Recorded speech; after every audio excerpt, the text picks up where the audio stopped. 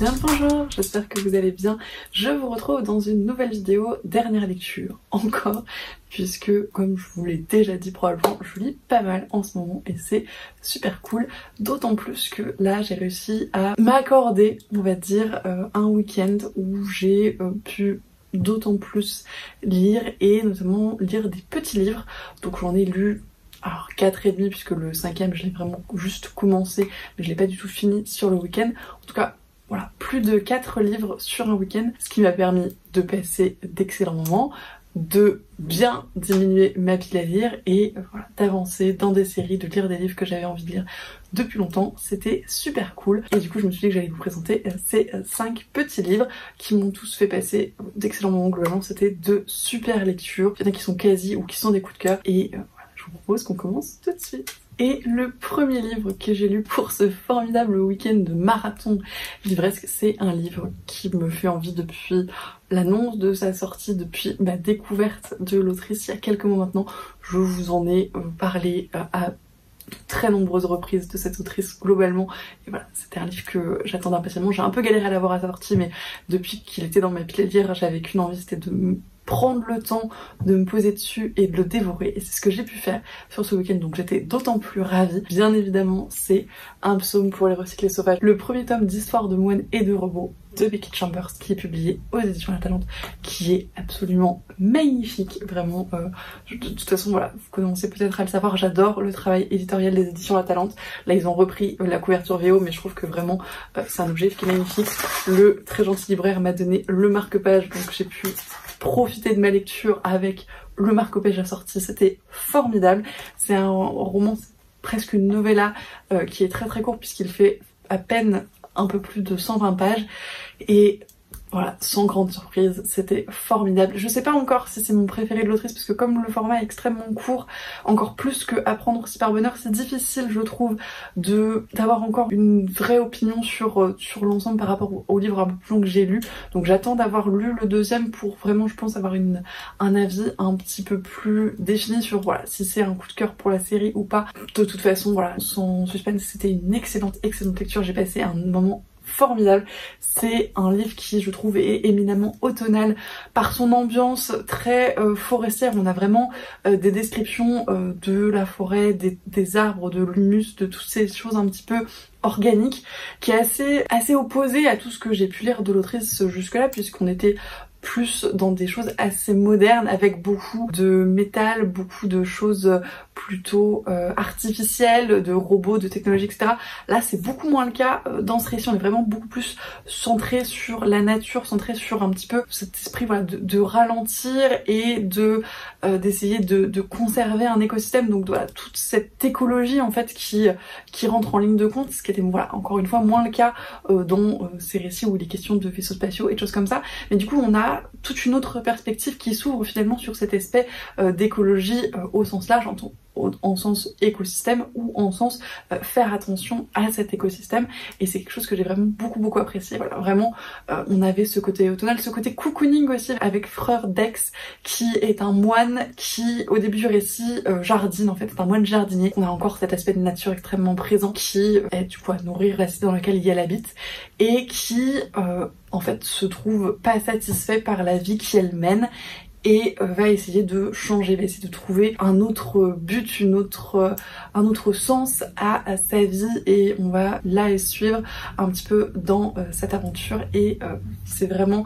cette quête de sens et cette espèce de voilà de recherche d'un renouveau, de recherche d'une satisfaction, d'un but que j'ai trouvé extrêmement intéressante. Elle va du coup s'essayer à devenir moine du thé et donc on a toute cette recherche un petit peu du perfectionnement parce qu'au départ Riel il connaît rien du tout et va arriver et va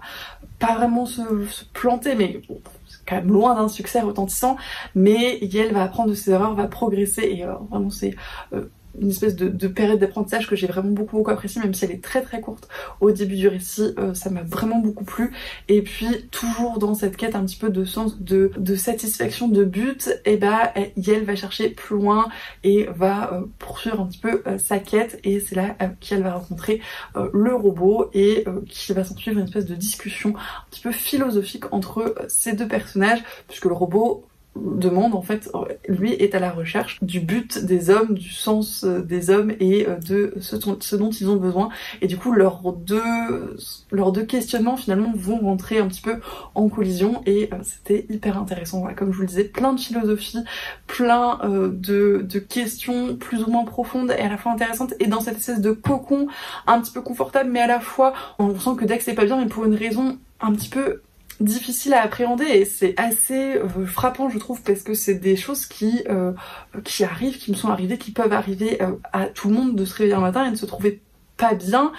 sans comprendre finalement pourquoi on n'est pas satisfait de la vie qu'on mène, et comment un petit peu essayer de changer les choses mais en même temps sans savoir ce qu'on cherche. Enfin, voilà, toutes ces questions là, et puis des questions un petit peu plus vastes, voilà, de but de la vie, de sens de la vie, ces genres de choses que je trouve vraiment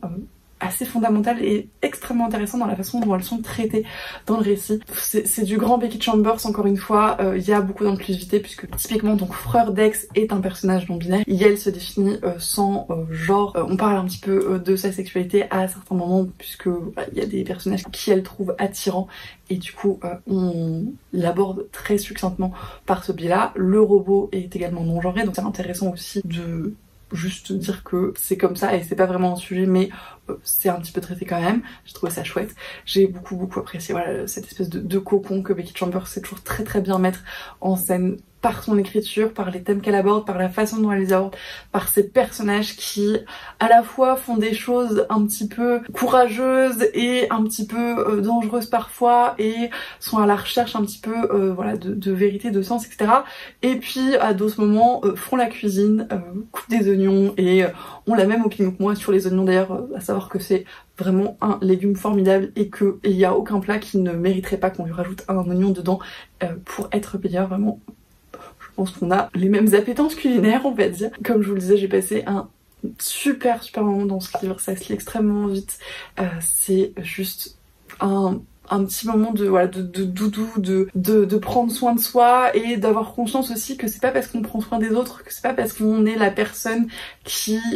aide les autres, qui apporte du confort aux autres, qu'on n'a pas besoin nous parfois qu'on nous aide et qu'on nous apporte du confort. Et ça, j'ai trouvé que c'était un message vraiment hyper important. Il y a plein de messages qui sont hyper importants dans ce livre, malgré le fait qu'il soit extrêmement court, mais vraiment c'est une lecture qui mérite d'être faite à mon sens, comme tous les livres de Becky Chambers globalement. Et voilà, si vous l'avez pas encore découverte, ça peut être un bon moyen, je pense, pour y accéder. C'est de la science-fiction, mais qui reste quand même très ancré dans un certain réalisme, et avec un petit peu plus les pieds sur terre que ces autres textes, puisque typiquement on est encore dans la terre, on est encore dans la nature, et donc on a vraiment cet ancrage assez important. Je vais pas épiloguer 107 ans, c'était une formidable lecture, je suis ravie de l'avoir découverte, et j'ai qu'une hâte, c'est que le deuxième tome sorte, et je vous en reparlerai bien évidemment extrêmement vite à ce moment-là. Ensuite, j'en ai profité pour continuer une série, puisque j'ai lu le deuxième tome de Blackwater, donc La Digue de Michael McDowell, toujours publié aux éditions Monsieur Toussaint Louverture, qui font un travail éditorial absolument somptueux sur cette série. Voilà, je suis toujours en admiration devant ces livres qui sont des poches un tout petit peu plus petits, je pense, que les formats classiques, mais vraiment absolument magnifiques, et encore une fois extrêmement abordables pour le travail et la beauté des objets livres. C'était, comme le premier tome, une super lecture parfaite pour la saison. Voilà, je pense que je vais le répéter pour tous les tomes de Blackwater, mais vraiment si vous devez découvrir cette série, je pense que l'automne c'est juste parfait, parce que l'ambiance s'y prête extrêmement bien. On a toujours ce côté réaliste extrêmement prégnant, avec là typiquement un ancrage dans des faits historiques assez marqués, et ce fonctionnement de la Syrie par exemple, de l'entreprise familiale, qui reste extrêmement réaliste, ses relations familiales également, et on a toujours ce petit côté fantastique, un petit peu spooky qui persiste, des moments un petit peu gore, toujours des voilà, trigger warning sur des choses un petit peu gore en termes de comment dire, d'atteinte au corps d'autrui parfois, qui, si ça vous trigger, si vous avez un peu peur de ça, faites attention. Mais alors moi je suis assez bon public dans tout ce qui est horreur, tout ça, je suis pas très fan. Là je trouve que c'est juste le bon niveau pour moi, pour avoir juste un petit peu les pétoches, clairement, à certains moments, mais en même temps passer un bon moment et me dire que c'est bien saupoudré, que c'est juste ce qu'il faut pour être embarqué dans l'histoire, avoir un peu peur mais en profiter également. C'est le parfait mélange pour moi et j'ai adoré ce deuxième tome. Je ne pense pas que ce soit mon préféré depuis que je vous les présenterai pas en vidéo, mais depuis j'ai lu les 3e et 4e tomes en lecture commune avec Lucie Alu sur YouTube. Je vous mettrai sa chaîne en barre d'infos. On a passé de super moments, je vous en reparle voilà plus tard dans d'autres vidéos parce que c'est pas le sujet là, on parle surtout du deuxième tome, mais voilà, je pense pas que ce deuxième tome soit, avec le recul des tomes suivants, mon tome préféré de la série, mais c'était tout de même une super lecture. C'est extrêmement fluide, ça se lit extrêmement vite, le style de l'auteur est vraiment très très addictif en fait, on a envie de savoir la suite, on a envie de savoir ce qui se passe, on est hyper impliqué dans toutes les magouilles de la famille, que ce soit les magouilles de Marie Love qui mettent un peu tout le monde sur la sellette, et puis les conséquences que ça a derrière, et voilà, toutes ces relations familiales et ce qui en découle qui sont hyper intéressantes, et encore une fois ce côté fantastique qui nous met un peu en tension, qui nous tient un petit peu en tension sur tout le récit, puisqu'on sait pas à quel moment ça va déraper dans un truc qui est plus du tout réaliste. Et ça, j'ai trouvé que c'était encore un très très beau moment d'équilibre en fait de la part de l'auteur, de réussir à tenir ça sur tout le livre. Franchement voilà, c'était une super lecture, ça se lit hyper vite, ça se lit hyper bien, c'est la lecture parfaite à mon sens pour cette saison. Donc si encore une fois vous devez découvrir la série, essayez peut-être de le faire maintenant parce que je pense que vous serez très heureux de l'avoir découvert dans cette ambiance un peu brouillard automnale nuageuse là, c'est parfait. Ensuite j'ai changé résolument de genre encore une fois après Blackwater qui était quand même plutôt historique même s'il y avait un bon côté fantastique, pour quelque chose que je qualifierais plutôt de SF même si le genre est un petit peu nébuleux, sous les instances assez insistante de Juliette de la chaîne Livre et Sortilège et toujours de Lucie de la chaîne Lucie Alu, j'ai enfin découvert Les Oiseaux du Temps de Amal El Moutar et Max Gladstone.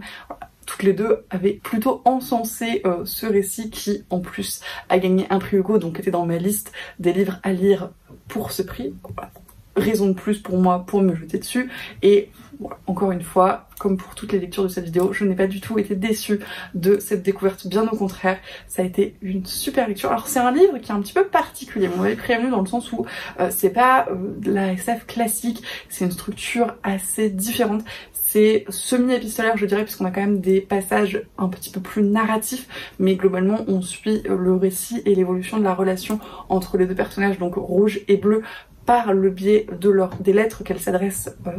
entre elles, sur des médiums d'ailleurs assez différents. On n'est pas du tout sur la lettre classique écrite sur du papier et bien tamponnée, etc. Même si ça arrive parfois dans le récit, on est plutôt sur des lettres un petit peu plus mystérieuses, retranscrites dans des bruits, écrites dans les entrailles de certaines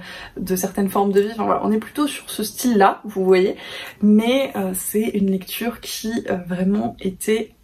assez incroyable en termes de d'inventivité de ce fait notamment, mais de structure, puisque du coup on a une temporalité qui est un petit peu particulière. On suit donc Bleu qui est une agente de l'agence qui en ce sens fait un petit peu penser à l'entité dans Umbrella Academy qui est responsable de la continuité de la timeline. On est un peu sur ce principe là, et donc par opposition on a le jardin dont est issu Rouge, si je ne dis pas de bêtises, et donc ces deux entités se font un petit peu une guerre millénaire pour une forme de domination, si on veut, du temps en tant que tel, et donc vont avoir des missions à chaque fois pour finalement tirer dans les pattes de l'équipe adverse et redresser un petit peu la balance à leur avantage. Alors il va y avoir des missions qui vont être extrêmement précises, extrêmement visibles en termes de conséquences de prime abord, typiquement tuer telle ou telle personne ou un certain nombre de personnes, et il va y avoir des choses beaucoup plus insidieuses, beaucoup plus ce travail de fond sur le long terme où l'une ou l'autre de ces agentes vont se poster à un moment donné de la timeline, et par leur action, par leur vie, par l'impact minime qu'elles vont avoir sur la vie des gens qui vont croiser la leur, vont avoir par la suite un impact un petit peu par ricochet ou par effet papillon sur cette timeline. Donc il y a beaucoup de choses qui rentrent en jeu. C'est vrai que le voyage dans le temps et l'implication de changements temporels comme ça, c'est des choses qui m'intéressent particulièrement, et là j'ai trouvé que le traitement était hyper intéressant parce qu'on voyait un petit peu tout ce que impliquait telle ou telle chose et comment ils envisageaient chaque changement pour que par la suite l'impact soit celui qu'ils avaient envisagé. Et à l'inverse quand ils n'avaient pas le succès attendu, et ça vraiment c'est quelque chose qui me passionne. Et bien évidemment j'ai adoré la relation épistolaire entre Bleu et Rouge, qui au départ sont complètement ennemis, hein, puisque travaillant dans des camps complètement opposés, et en fait ça commence initialement par une espèce de tease, donc de nananananer si on veut, de Bleu pour Rouge, en disant bah écoute j'ai réussi ce coup là, désolé pas désolé, mais tu feras mieux la prochaine fois ou pas, en tout cas pour l'instant c'est moi la meilleure. Enfin voilà, on est un peu dans ce style là, et elles vont continuer à échanger des lettres, parce que j'imagine en tout cas que quand on est perdu un petit peu comme ça dans la timeline, on ne doit pas avoir beaucoup d'interactions sociales construites sur le long terme. Donc elles vont continuer cette relation qui va s'étoffer au fur et à mesure et qui va progressivement évoluer, et c'était juste un plaisir de voir cette évolution, de voir comment elles vont apprendre à se connaître, qu'elles vont apprendre un petit peu à avoir de la compassion et de l'empathie pour l'autre camp, et voilà, les objectifs, etc., et tout ce que ça implique. Et on voit un petit peu voilà tout se mettre en place, tout évoluer. Il y a beaucoup de mystères aussi initialement par rapport à une fouilleuse qui intervient à chaque fois à la fin des échanges de lettres, et on se demande ce qu'elle fait là et quelle est sa place dans l'histoire, et vraiment c'est révélé au fur et à mesure, et ça se met en place vraiment à la toute fin, et j'ai trouvé que globalement la construction du récit était magistrale, extrêmement intéressante. J'ai adoré les personnages, encore une fois il n'y en a pas beaucoup parce que je suis surtout Bleu et Rouge et un petit peu la commandante, mais vraiment à minima c'est pas du tout le cœur du récit. Ce qui est important c'est ces deux personnages et leur relation et leur évolution et leur philosophie et leur place dans l'histoire et ce que ça va impliquer, et c'était juste formidable. C'est un roman encore une fois qui est très particulier dans sa structure, dans les sujets qu'il aborde, dans le traitement de tout ça, dans le fait qu'il soit épistolaire mais un petit peu bizarre, mais c'était fantastique, et je comprends pourquoi il a gagné un prix Hugo, et je comprends pourquoi il est tellement plébiscité par tous les gens qui l'ont lu, et je ne peux que me joindre à eux pour vous recommander de le découvrir si c'est pas encore fait. C'est comme pour tous les livres de cette vidéo un livre qui est extrêmement court, qui se lit très vite, mais c'est un formidable voyage, c'est une découverte extrêmement intéressante, et c'est un récit dont on ressort pas indemne parce qu'il aborde beaucoup de thèmes, et il nous fait vivre à travers ses personnages des choses assez incroyables. C'est difficile de vous parler de ce livre parce que il est très particulier, il aborde beaucoup de choses, et en même temps il est très court, donc c'est difficile de pas spoiler, mais c'est une lecture qui à mon sens est hyper intéressante. Donc si vous aimez la SF, si vous aimez le voyage dans le temps, si vous aimez être un petit peu surprise dans vos lectures, pas forcément tout comprendre, mais avoir des personnages hyper forts et des relations qui se construisent comme ça, franchement foncez, parce que c'était formidable. Et pour l'avant-dernier livre de cette vidéo, on va reparler des éditions La Talente, puisque encore une fois, c'est une maison d'édition que j'apprécie énormément, et j'ai du coup lu le tome 2 du Journal d'un Assassin, donc Schéma artificiel de Martha Wells aux éditions La Talente. J'ai lu le tome 1 il y a pas très longtemps, je suis absolument ravie de continuer mes séries de façon un petit peu assidue là avec Blackwater et Journal d'un Assassin. Ça me met dans une bonne lancée, je trouve, de réussir à les enchaîner aussi rapidement, d'autant que quand c'est des livres courts comme ça, voilà, c'est assez facile, donc on ne va pas se plaindre. Je vous l'avais dit pour le premier tome, j'avais vraiment adoré cette série de science-fiction, pour le coup beaucoup plus artificielle, vaisseaux spatiaux, space opéra que ne peut l'être Armstrong pour les recyclés sauvages. Là on est vraiment dans le dur de la science-fiction, avec donc ce personnage d'assassin qui est plus ou moins un robot androïde qui, essayons de ne pas spoiler le premier tome, mais donc se trouve dans une situation très différente du début du premier tome en tout cas, et qui doit composer avec cette nouvelle situation. Et alors par un concours de circonstances, où je sais pas si c'est lui qui se débrouille très mal dans sa vie, mais accepte toujours des missions plus impossibles les unes que les autres. Ce tome-là ne fait pas exception. On a toujours ce côté un petit peu enquête, ce côté un petit peu thriller même parfois, dans le côté qui est responsable, est-ce que il va y avoir des morts, enfin qu'est-ce qui va leur tomber dessus par la suite, etc. Donc on a toujours un petit peu ce côté-là, ce côté suspense qui est assez présent, avec je trouve même encore plus de tension que dans le premier tome, qui était déjà assez entraînant. Là il y a des moments où vraiment j'ai eu un peu peur et j'étais un peu inquiète, même dans le côté un peu ambiance pesante du récit. Voilà, j'étais pas sereine, donc c'était bien joué de la part de l'autrice. J'aime toujours autant suivre le personnage de cette assassine qui est en décalage vraiment en termes de rapports sociaux avec tous les autres, puisque il a ce côté robot extrêmement présent, donc il y a plein de codes qu'il a pas du tout. Il y a pour moi toujours un côté extrêmement trouble du spectre autistique, alors voulu ou pas, je ne sais pas, mais dans le traitement de cette sociabilisation un petit peu robotique comme ça, je trouve qu'on ressort quand même pas mal de ces aspects-là, et voilà, on sent qu'il est pas du tout à l'aise dans quasiment toutes les situations sociales, à part quand il est en rapport avec des robots ou apparentés, comme ça peut être le cas un petit peu dans ce récit, notamment avec un vaisseau. Et j'ai beaucoup aimé d'ailleurs la relation qui se tisse entre eux, donc ce vaisseau et cet androïde robot. On voit que c'est leur façon un petit peu d'être à l'aise aussi avec un autre individu et d'avoir cette espèce d'échange qu'ils n'ont pas avec les êtres humains, puisqu'ils sont pas considérés, puisque ce sont que des machines, etc. Donc vraiment cet aspect-là, j'ai trouvé hyper cool. Ça donnait un petit peu plus cet aspect cocon qui manquait peut-être au premier tome, où il était assez isolé, malgré le fait qu'il soit dans un groupe, tout ça, il était pas considéré de la même façon, et là on a quand même un peu plus cette relation d'égal à égal, si on peut dire, donc c'était hyper cool de le voir aussi évoluer dans ce système là. Et voilà, comme je vous disais, cet aspect enquête, ce côté un peu rebondissement, course contre la montre aussi à un certain niveau, et de ces enquêtes, ces rebondissements, ces révélations qui sont pas mal, qui présage quand même des choses assez intéressantes pour la suite. Je sais pas trop ce que va prendre comme direction l'autrice pour le 3e tome, qui est déjà paru comme le 4e voire le 5e je crois, donc j'ai de quoi faire si je veux rattraper cette série, mais je pense que je vais me lancer dedans dans les semaines voire les mois à venir, parce que j'ai vraiment très envie de continuer sur ma lancée, de l'enchaîner assez vite. Je prends encore une fois énormément de plaisir à suivre les aventures de cette assassine et de tout ce qui en découle, donc voilà, il faut que je continue et que je laisse pas cette envie flétrir, comme ça peut être le cas sur les séries, que je laisse un petit peu trop traîner sur mes étagères. Donc, voilà. Encore une fois, sans grande surprise, vous devriez voir le 3e tome popper dans des achats livresques incessamment sous peu. Encore une fois, comme ça peut être le cas dans pas mal des lectures là que j'ai faites, il y a la question du genre qui apparaît quand même, puisque les robots n'ont pas de système reproducteur, n'ont pas de sexualité en tant que telle, mais ce genre quand même au masculin. Donc j'ai trouvé que c'était intéressant d'aborder aussi ce côté-là du fait que le sexe